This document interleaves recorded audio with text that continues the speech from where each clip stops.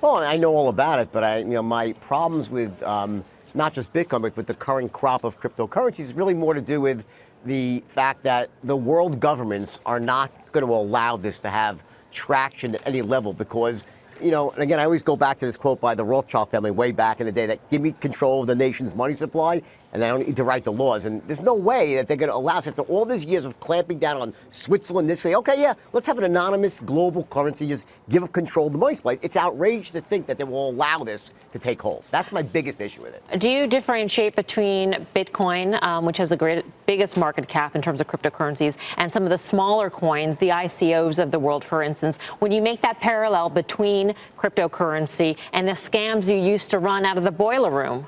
Well, this is two things. See, Bitcoin itself is not a scam, I don't think. What's happening is there are scams around it being perpetuated because by its very nature, it's a dark market. You can't see what's going on behind the scenes. And, people dive into that and use it to rip others off. So it's not that Bitcoin's a scam, but its nature allows scams to occur. And that's what's been going on. So it might even be better off for Bitcoin in the long run for the SEC to step in, as they've done in terms of cleaning up the chat rooms for penny stocks, et cetera.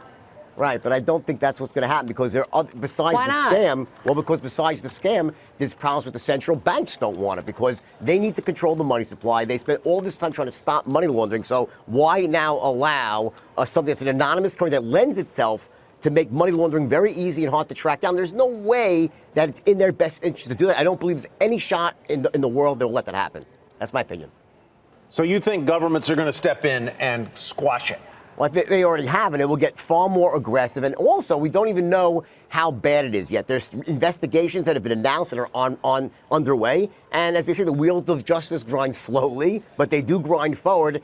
And I am extremely confident that you'll see that when the truth comes out of what happened over the last couple of years, you're going to see massive fraud, manipulation. There's issues with Tether, which is linked to Bitcoin. So there's huge problems, I believe, regulatory-wise, and just seeing the tip of the iceberg right now. How much, as a former money launderer, how much easier is it to launder money with a cryptocurrency than with using the standard banking system?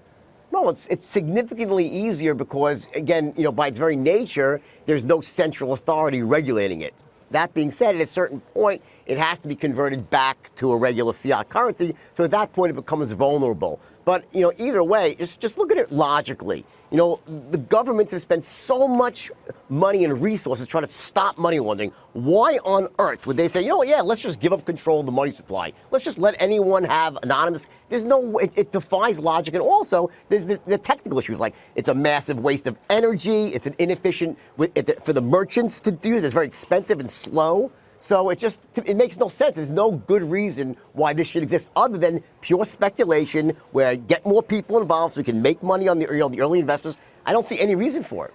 Well, if you think it's a scam, does that mean that there should be criminal charges against so-called scammers? Of course there should be. Listen, I would probably think 95% of people in Bitcoin are totally legit. But it's the 5% that kill you every time. So, people that are scamming should go to jail. And those who aren't scamming, well, I feel bad because they're probably going to lose all their money or most of it. What do you think gets the SEC or other regulators to step in, Jordan, at this point? Well, when you're watching this story unfold, does there need to be a huge scam? Does it need to be a big swindle like the one that you staged? My guess is that you're going to find probably with this Tether that is linked to Bitcoin, it's used to they're supposed to have 1-for-1 with the dollar. My guess is that there was never 1-for-1. It's being investigated right now. And when that comes to light, it's just going to be a disaster for the whole basket of cryptos. That's my guess. Right. The question is whether or not there are enough U.S. dollars to back each Tether that's actually being circulated. I would be absolutely shocked. The evidence that I've seen right now says that there's not. And there was these weird swings where Tether was issued at these opportune moments. Like when you needed it to be there to support Bitcoin, it was issued. I don't know. It doesn't make, listen, some very smart people besides me are saying the same thing. It just defies logic at every level. And also, remember, I made this call 20,000. Right? So I originally said it's a scam. It was 20,000. Now it's 6,700, right? So again, I don't know where it's going to end up, but think about it logically. Why, if Bitcoin really had to use, why should it go up? It's just as useful at $100. You could divide it an infinite number of times almost. So there's no reason for this inflation. It makes no sense. So to me, that's just a scam. Why is it going up so rapidly? Doesn't make sense.